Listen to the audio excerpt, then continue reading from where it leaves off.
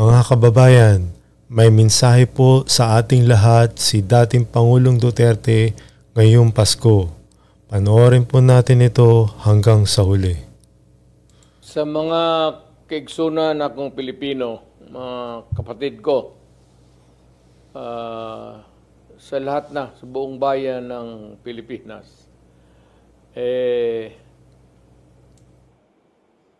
Pasko ngayon, somehow, as your former president and a leader of the community, I have to give my yearly, marinig man lang ninyo yung ano ko sa what's in my heart. Mapag-usapan nga minsan itong style ng gobyerno. If they want something outside of hindi madala ng o kulang o hindi madala ng Congress o kulang yung flow ng sentiments, yung tawag nila ng popular will ng tao, ang nangyayari, most of the time, ang ginagamit na is not convincing people on the merit, itong may problema sa ating bayan. O we try to solve it, hindi na by mga representative natin sa Congress. Shortcut na yan, ginagamit nila pera. Ayuda. Pinaparaan sa ayuda. Remember, tandaan ninyo mga Pilipino, kanang ayuda, inyo yan. May, Diyos ko po, walang tao dito sa Pilipinas o milyonaryo man o bilyonaryo na magbigay ng pera baski 1 peso sa inyo. Walang taong magagawa ng laro na yung mga mayaman. Yang binibigay ng mga politiko, milyonaryo man o mahirap, hindi nila pera yan. Pera ninyo.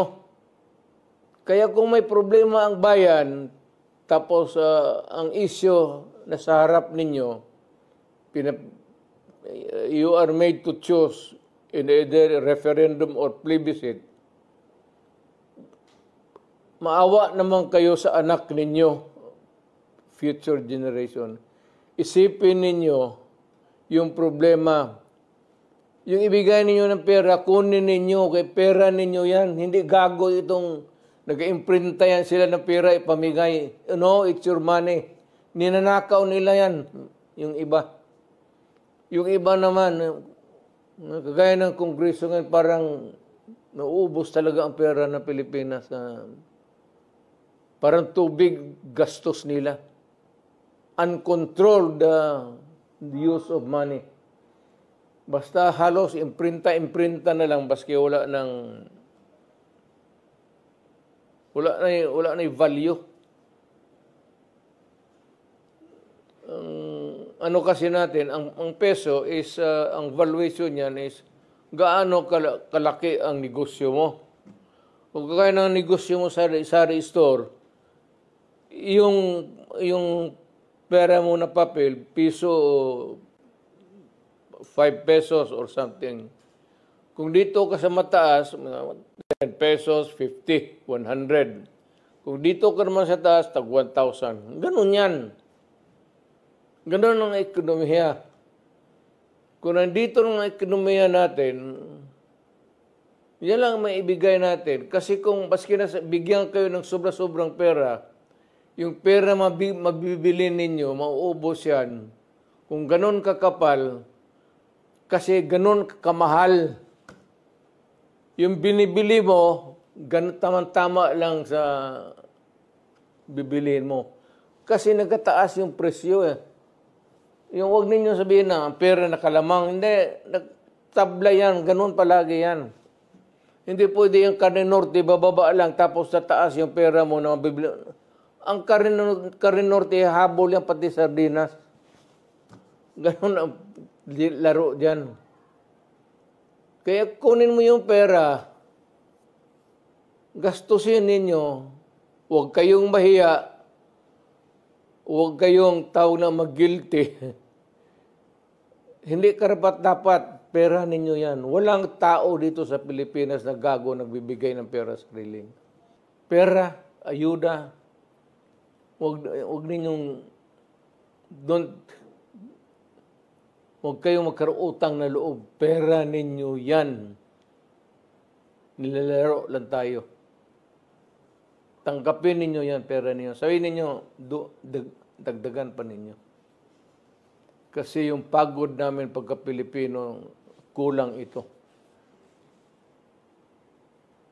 Ika'y nagtatrabaho, laborer ka, nagkukontribute ka sa economy ng Davao, mga building, someday yung ginamasa mo ng simento, maging building yan. You improve the economy kasi yung mga building yan may mga kwarto-kwarto. So marami magpasok ng kailangan ng mga kwarto-kwarto, negosyo. Magtayo sila ng mga building ito, kailangan nila ng mga... Ganun ang ano niyan. Ibig sabihin, walang libre dito sa buhay na ito. Pinaghirapan mo yan. Inyo yan. Tanggapin ninyo, inyo yan. Huwag kayong magpasalamat. Yan ang mensahe ko para sa Pilipino. Sa mga kaigsunan akong Pilipino, mga kapatid ko, sa lahat na, sa buong bayan ng Pilipinas, Pasko ngayon, somehow, as your former president and a leader of the community, I have to give my yearly, marinig man lang ninyo yung ano ko sa what's in my heart. Ang ano ko lang isa na sana maawa ang Diyos at yung ekonomiya natin ay hindi bababa, medyo umaakyat for us to have the opportunity for lahat na gainful employment for everybody and enough money circulation to help others to maintain a little enterprise or business and makahanap buhay ng mga sariling kanilang mga negosyo at maliit na whatever is there. Basta something that is gainfully employed para makatulong sa buhay.